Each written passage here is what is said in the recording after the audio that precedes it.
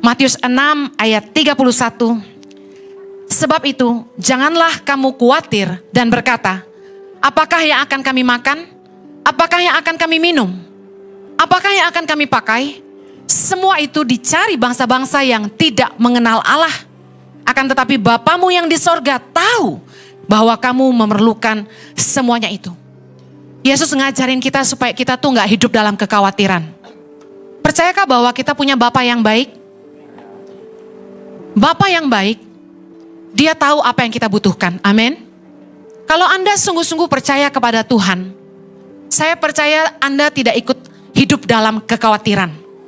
Kalau Anda percaya bahwa Tuhan itu tahu yang terbaik dalam hidupmu, Anda tidak perlu punya kekhawatiran. Kita punya Tuhan yang disebut dengan berbagai nama, tapi salah satunya Jehovah Jireh, Allah yang menyediakan. Yang jomblo tidak perlu khawatir, karena Tuhan pasti sediakan pasangan hidup yang terbaik. Katakan amin. Tapi tentu kita harus lakukan yang jadi bagian kita. Kita harus belajar dandan, harus belajar merawat diri. Karena jangan sampai yang anak 3 lebih keren daripada yang jomblo. Nggak heran kenapa janda-janda lebih laku daripada yang belum pernah menikah. Karena yang janda tahu harus cantik. Saya dipesenin suami saya tiap kali mau bicara di tengah-tengah anak muda, tolong kasih tahu mereka suruh dandan, Henny. Saya aja yang udah anak 3 berusaha dandan ya, belajar lagi dan belajar lagi. Saya ngelihat yang jomblo-jomblo imannya sangat besar. Mereka tahu Tuhan pasti sediakan. Tapi be real, bukan Tuhan tidak jawab doa, kita juga yang tidak membuka diri. Salah satu tanda orang yang sungguh-sungguh mengenal Tuhan, mereka tidak hidup dalam kekhawatiran. Jehovah Jireh, Allah menyediakan. Kita harus percaya kepada kasih Bapa. Matius 7 ayat 11 bilang gini, jadi jika kamu yang jahat tahu memberi pemberian yang baik kepada anak-anakmu, apalagi Bapamu yang di sorga, katakan amin. Ia akan memberikan yang baik kepada mereka yang meminta kepadanya. Ada amin?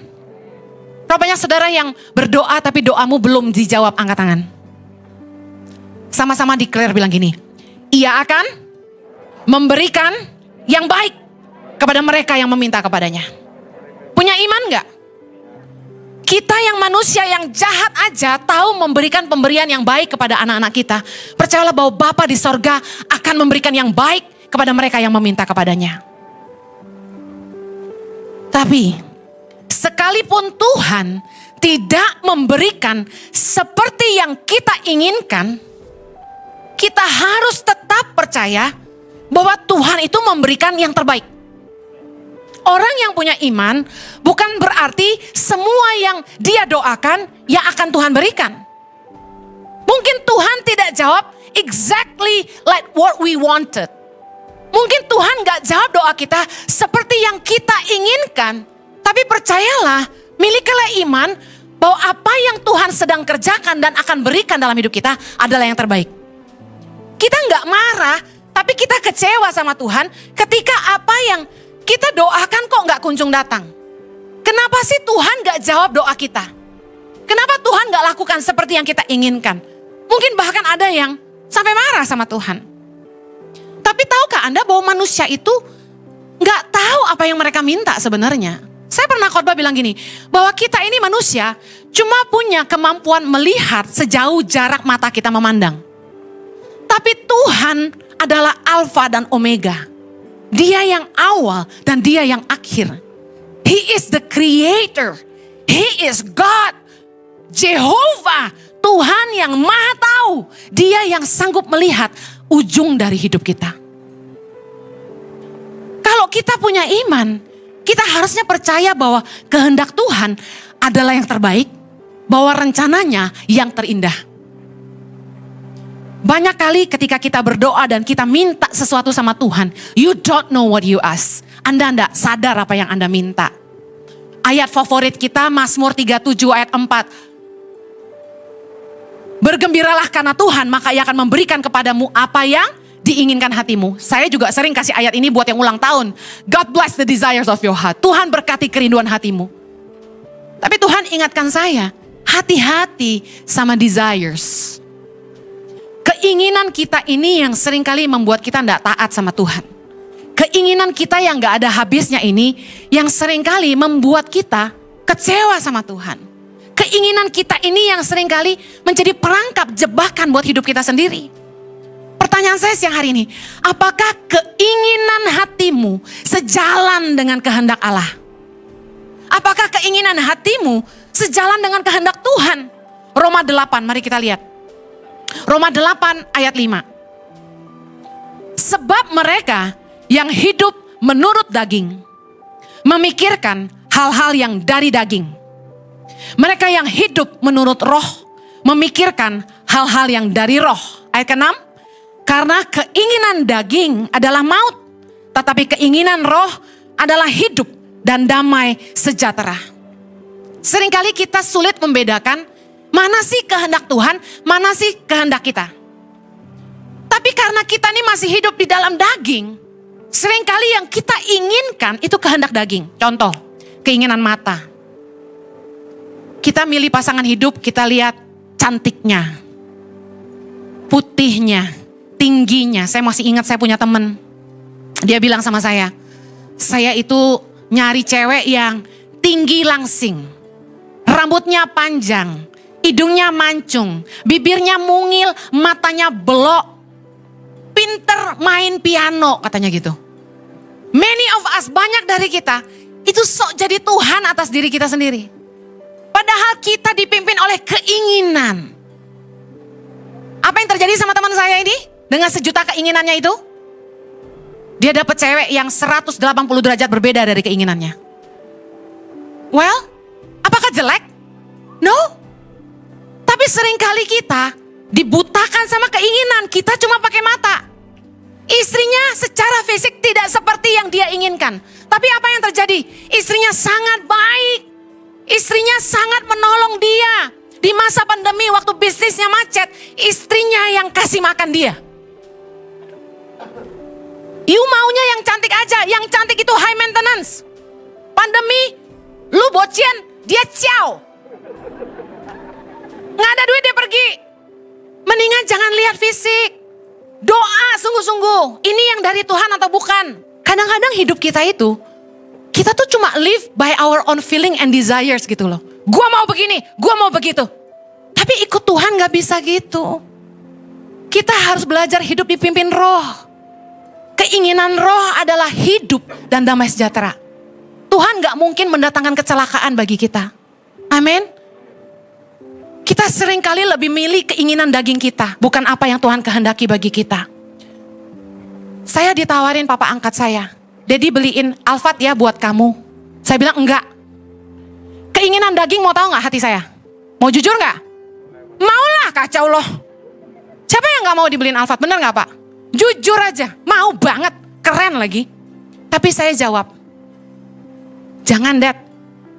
Nanti kalau dilihat orang pikir saya pakai duit yayasan beli mobil mewah. Jangan. Emang sejuta orang nanya, Ibu Heni dibeliin orang tua atau pakai duit yayasan? Kan gak nanya. Tapi pasti menghakimi. Seringkali kita tuh ngikutin keinginan. Kita gak pegang firman Tuhan. Firman Tuhan berkata, seorang hamba Tuhan harus hidup berpadan dengan panggilan. Saya sudah memilih jalan hidup saya.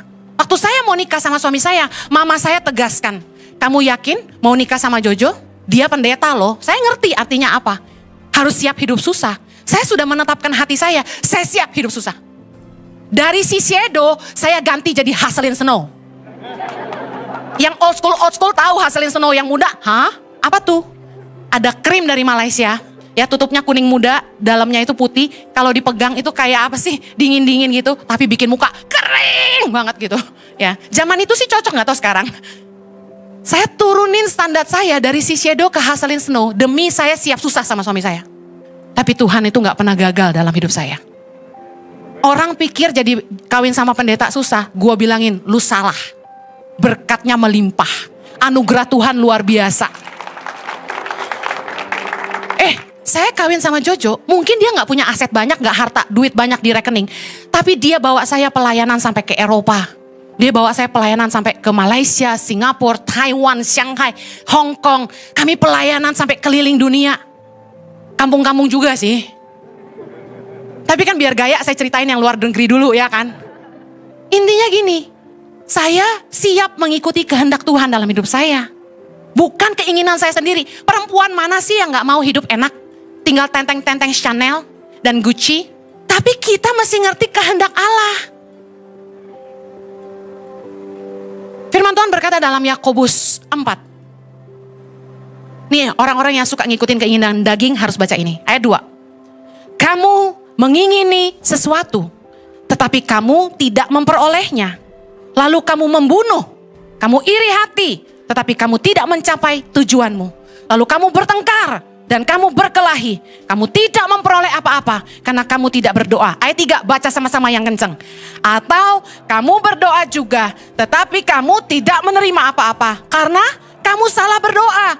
Sebab yang kamu minta itu hendak kamu habiskan untuk apa? Memuaskan hawa nafsumu. Tuhan gak akan jawab doa yang salah. Tapi berapa banyak kita yang bersyukur kalau Tuhan tuh gak sembarangan menjawab doa? Angkat tangan. Pernah gak Anda doa yang salah? Ada zaman dulu ya, saya tuh takut melahirkan. Karena mama saya cerita waktu ngelahirin saya tuh pendarahan hebat, setengah mati gitu. Nah karena takut mendengar cerita itu, nih mama-mama belajar jangan suka cerita begitu ke anak-anaknya. Saya jadi takut melahirkan. Saya trauma banget.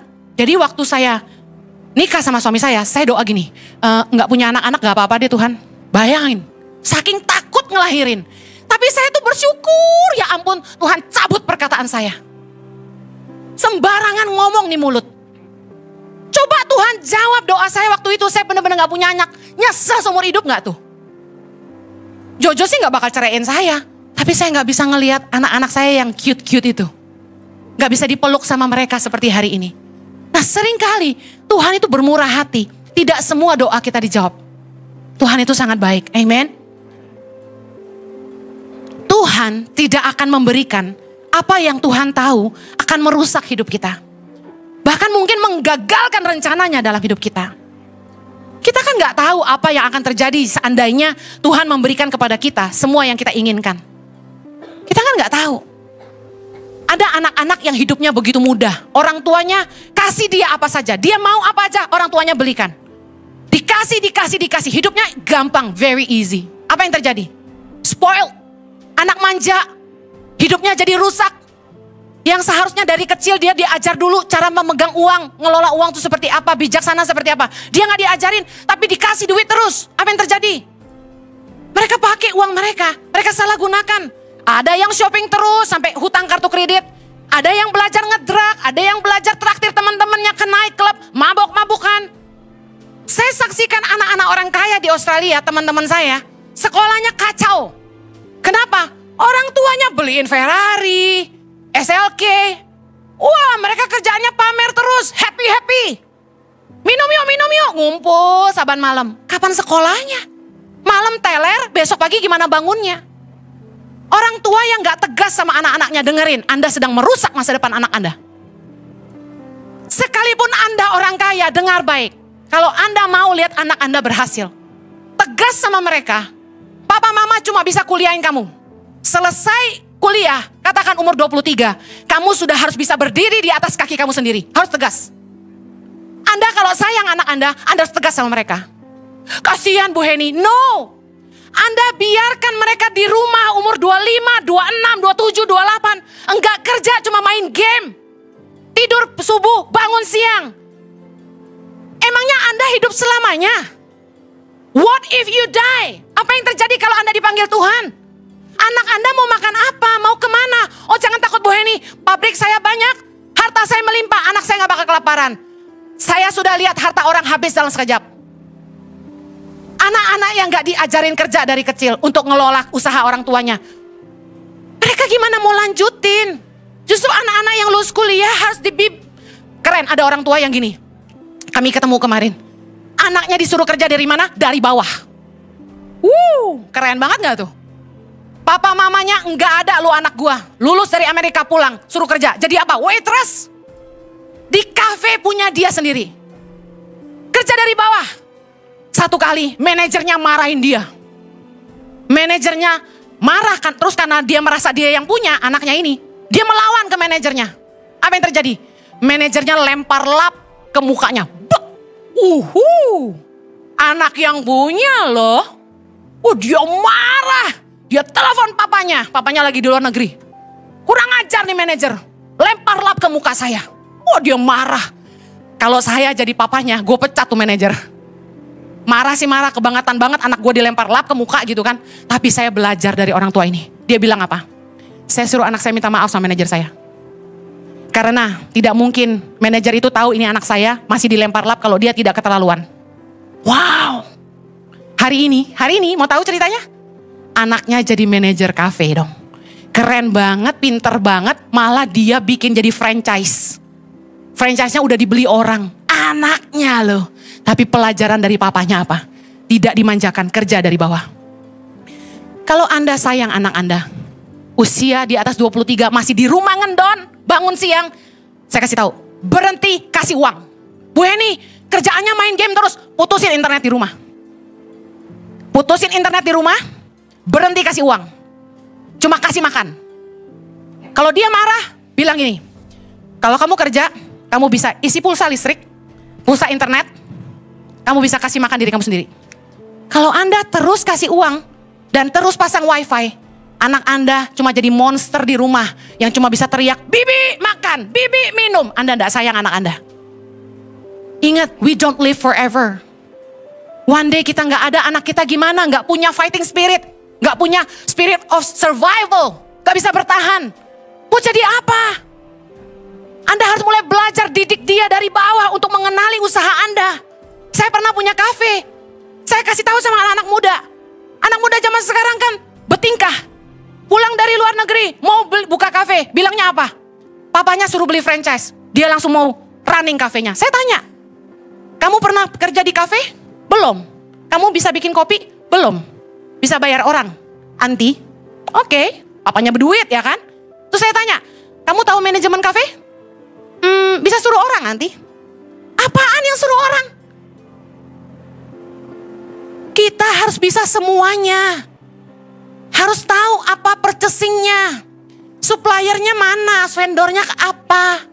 Harus tahu teknik bikin kopi. Bedanya kopi Arabica Robusta apa, Kintamani sama Gayo apa. Semua harus tahu dong. Ada entesnya, rasa nangka, ada ram, ada wine, macam-macam. You don't know mau buka kafe. Kalau mau buka kafe, kerja dulu di kafe orang. Cuci piring dulu tuh. Belajar dari bawah. Terima pengiriman. Ya berapa pak? Ya ini. Liatin apa yang dipesan. Mana bisa main buka kafe gitu aja. Fighting spiritnya nggak ada. Jangan terus ikuti keinginan. Anda sedang menjerumuskan anak-anak Anda. Karena keinginan manusia nggak ada habisnya. Pengkhotbah 6 ayat 7. Segala jerih payah manusia adalah untuk mulutnya. Namun keinginannya tidak terpuaskan. Hawa nafsu manusia itu menginginkan ini dan itu. Tapi Tuhan yang mengetahui segala sesuatu, katakan amin. Mari belajar jangan larut dalam keinginan dunia. Mari kita harus belajar mengenali kehendak Allah. Kita buka 1 Petrus 4 ayat 2 sampai 3. Ini pesan Tuhan luar biasa banget. Saya malam-malam renungkan ini. Wow. 1 Petrus 4 ayat 2. Baca sama-sama. Supaya waktu yang sisa jangan kamu pergunakan menurut keinginan manusia, tetapi menurut kehendak Allah. Ayat 3. Sebab telah cukup banyak waktu kamu pergunakan untuk melakukan kehendak orang-orang yang tidak mengenal Allah. Kamu telah hidup dalam rupa-rupa hawa nafsu, keinginan, kemabukan, pesta pora, perjamuan minum, dan penyembahan berhala yang terlarang. Lihat baik, Tuhan mau kita di akhir zaman ini, yuk jangan lagi hidup menurut keinginan manusia yang gak ada habisnya. Kita ini masih di dalam daging, keinginan kita banyak. Mobil baru, rumah besar, harta melimpah, istri cantik, suami ganteng, barang branded. Pikirin aja, sebenarnya yang bikin kita susah itu keinginan kita. Kalau bicara kebutuhan kita gak kurang makan, gak kurang minum, gak kurang pakai, setuju? Tuhan pelihara kita, karena dia Bapa yang setia, dia Bapa yang baik. Tapi yang bikin kita gak bersyukur dan selalu bilang Tuhan gak jawab doa adalah keinginan kita, yang gak ada habisnya. Mari belajar jangan mempergunakan hidup kita lagi untuk keinginan manusia, tapi menurut kehendak Allah. Jangan terus mengikuti hawa nafsu ini dan itu, keinginan dunia. Mari belajar cari kehendak Allah. Kalau Tuhan gak jawab doa kita, percayalah sesungguhnya Tuhan tahu yang terbaik buat kita. Belajar seperti Yesus. Yesus berdoa dalam Lukas 22 ayat 42. Tetapi bukanlah kehendakku, melainkan kehendakmu yang terjadi. Kita belajar bagaimana Yesus itu waktu dia berdoa. Yesus minta supaya cawan itu berlalu. Tapi dia bilang, Tuhan bukan kehendakku, tapi biar kehendakmu. Yesus belajar menyerahkan keinginannya kepada Bapa. Padahal dia sangat ketakutan. Theologically mengatakan, sebelum disalib, ketika Yesus berdoa di Taman Getsemani, dia saking takutnya, keringat itu keluar darah. Saking takutnya, stres, sampai pembuluh darah pecah. Tapi dia tetap berkata, bukan kehendakku, tapi kehendakmu. Matius 6 dalam doa Bapa kami. Yesus mengajarkan apa kepada kita? Ayat 9. Bapa kami yang di sorga, dikuduskanlah namamu. Datanglah kerajaanmu. Sama-sama, jadilah kehendakmu di bumi seperti di sorga. Kita boleh doa minta apa saja. Tetapi apakah keinginanmu align, sejalan dengan kehendak Bapa? Mari belajar menyerahkan kehendak kita kepada Bapa. Tadi habis ibadah, kami berdoa buat seseorang yang dia harus diangkat rahimnya. Dia takut, suaminya bilang, tolong doakan kami supaya Tuhan kasih mujizat terjadi, rahimnya tidak diangkat. Tapi saya dengan sangat strong merasa di hati saya, Tuhan bicara, belajar menyerahkan. Kalau memang ini salib yang harus dia angkat, tetap percaya bahwa kehendak Tuhan terbaik, rencananya terindah. Mungkin kita harus pikul salib dalam hidup kita. Mungkin gak seperti yang kita inginkan. Tapi percayalah, kehendaknya terbaik, rencananya terindah. Matius 6 ayat 33 berkata, tetapi carilah dahulu kerajaan Allah dan kebenarannya, maka semuanya itu akan ditambahkan kepadamu. Mari belajar, kalau doa, jangan lagi selalu bilang gini, Tuhan berkati aku, Bapa berkati aku. Tapi belajar gini, Tuhan, apakah yang engkau rindukan dari hidupku? Apa yang kau mau dari hidupku? Apa yang kau mau Tuhan? Nyatakanlah bagiku. Jangan melulu, aku mau ini, aku mau itu. Tapi tanya, apa sih kehendak Tuhan bagi kamu? Mari kita fokus melakukan kehendak Tuhan. Percayalah firman Tuhan berkata, carilah dahulu kerajaan Allah, bicara soal kehendaknya dalam hidup kita dan kebenarannya. Maka semuanya ditambahkan. Saya bersyukur saya mengejar kehendak Allah dalam hidup saya. Kami meninggalkan kenyamanan kami di Australia. Kami kehilangan income, kami kehilangan harta. Tapi saya mengejar kehendaknya dalam hidup saya. Dan saya bersyukur diberikan seorang suami seperti yang dia katakan kepada saya, bahwa bersama Jojo saya akan menghidupi kehendak Allah.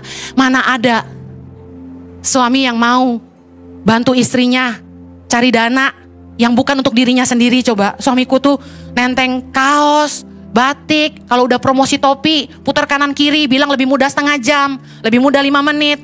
Suamiku kalau jualan 40 kilo tuh habis. Saya gak pintar marketing kayak dia, tapi saya bisanya nangis. Kalau saya nangis baru laris. Saudara tahu, kami berdua ngalamin, ini kesaksian nyata, bukan untuk membanggakan diri ya. Tolong terima dengan telinga yang baik. Kami menyerahkan hidup kami kepada Tuhan. Kami hidup buat Indonesia. Sekarang kalau ditanya, tangan pengharapan kasih saya apa? Saya gak digaji, saya gak dapat komisi, saya jual merchandise itu, saya gak dapat apa-apa loh. Saya ambil aja, saya bayar loh. Boleh tanya sama staf merchandise, saya gak ambil, saya bayar, saya beli. Telur itu saya beli, saya gak pernah ambil gratis. Tapi kami tahu ini salib yang kami harus pikul. Tapi apa yang terjadi? Tuhan menambah-nambahkan. Apa yang tidak pernah, 1 Korintus 2 ayat 9. Apa yang tidak pernah dilihat oleh mata, yang tidak pernah didengar oleh telinga, yang tidak pernah timbul dalam hati manusia, semua yang disediakan Allah untuk mereka yang mengasihi Dia. Hari ini kami hidup, Tuhan itu sangat baik, sangat-sangat baik sekali. Bisa sekolahin anak sampai selesai, bisa punya rumah, ya mungil-mungil lucu ya, yang penting bersih dan rapi. Bisa dikasih orang mobil, gak usah beli gitu. Bisa punya handphone, iPhone terbaru gak pernah beli, saya dikasih. Hidup saya penuh kemurahan Tuhan. Saya injek kota manapun, saya dikasihi sama orang-orang. Pulang dikasih oleh-oleh sampai over bagasi. Puji Tuhan, dari 500 ribu, 300 ribu tiap khotbah bisa naik-naik terus. Dikasih orang lebih, digaplokin duit kalau khotbah ya. Dulu saya pelayanan itu kalau saya lihat gerejanya nggak mampu, saya balikin. Bukannya saya lihat angkanya kecil, saya kasihan. Saya mau datang cuma memberkati. Saya nggak cari uang di sini. Saya berkati. Tapi Tuhan tuh perhitungkan, kami nggak pernah kurang. Kalau orang keluar negeri harus nabung, kami nggak perlu nabung, Tuhan yang bawa kami. Kami diundang khotbah sana, undang khotbah sini. Udah dibayarin tiketnya, dibayarin hotelnya, dibayarin makannya, dikasih oleh-oleh, uang saku lagi. Haleluya. Carilah kehendak Allah, maka semuanya ditambahkan. Saya akhiri, cepat aja. Bagaimana Anda mengenali kehendak Allah? Mana yang daging, mana yang Allah? Yang pertama, ada kebenaran, damai sejahtera, dan sukacita dari Roh Kudus. Roma 14 ayat 17. Sebab kerajaan Allah bukanlah soal makanan dan minuman, tapi soal kebenaran, damai sejahtera, dan sukacita oleh Roh Kudus. Segala sesuatu yang dari Tuhan itu mendatangkan damai sejahtera dan sukacita. Dan pasti kita melakukannya dalam kebenaran, gak pakai tipu-tipu, gak perlu jahatin orang. Amin. Yang kedua, ada penyediaan dan pemeliharaan Tuhan. Favor of God. Selalu cukup, gak perlu maksa, gak perlu sampai ngorbanin diri, ngorbanin keluarga. Tapi Tuhan yang menyediakan benih bagi penabur. 2 Korintus 9 ayat 10. Ia yang menyediakan benih bagi penabur dan roti untuk dimakan. Ingat, kita dikasih benih untuk ditabur, ada roti untuk kita makan. Artinya orang yang dipakai Tuhan nabur gak akan kekurangan. Amin. Yang terakhir, yang dari Tuhan itu membuat hidup kita berbuah jadi berkat bagi sesama. Yohanes 15 ayat 16. Aku telah menetapkan kamu supaya kamu pergi dan menghasilkan buah, dan buahmu itu tetap. Tuhan pasti menaruh hikmatnya dalam hati kita. Kasih karunia-Nya memampukan kita. Waktu kita disuruh Tuhan melakukan sesuatu, entah bagaimana, kita aja gak sadar bahwa kita bisa, tapi kita mampu melakukannya. Kita akan amazed begitu kita lihat ke belakang. Kita kaget ngelihat semua karya yang sudah kita lakukan bersama Tuhan. Itu kita gak pernah terpikirkan sebelumnya. Saya sama suami kalau hari ini bisa dapat kasih karunia Tuhan, dipakai Tuhan untuk menolong anak-anak di Indonesia. Sudah lebih dari 10.000 anak-anak pedalaman yang kami bantu untuk makanan bergizi dan sekolah. Dan hari ini Tuhan masih terus mempercayakan ribuan anak-anak Indonesia. Dan suami saya bilang, Tuhan taruh visi di hati, kami harus kasih makan 10.000 anak-anak Indonesia. Dan kami harus melahirkan 1.000 pemimpin bagi bangsa Indonesia. Saya percaya kalau kami bisa melakukan semuanya itu, semua karena kasih karunia dan kemampuan yang Tuhan berikan. Tuhan yang kirim orang-orang baik seperti Anda untuk menolong kami. Kalau dari Tuhan, kita tidak perlu sampai harus berkorban, anak gak makan, anak gak sekolah. Saya percaya Dia sediakan segalanya. Amin. Anda percaya punya Tuhan yang baik? Hati-hati dengan keinginanmu. Belajar doa, minta apapun sama Tuhan. Belajar menyerahkan kepada kehendaknya yang terjadi. Kalau Tuhan gak kasih seperti yang kita inginkan, ingat apa? Kehendaknya yang terbaik, rencananya yang terindah.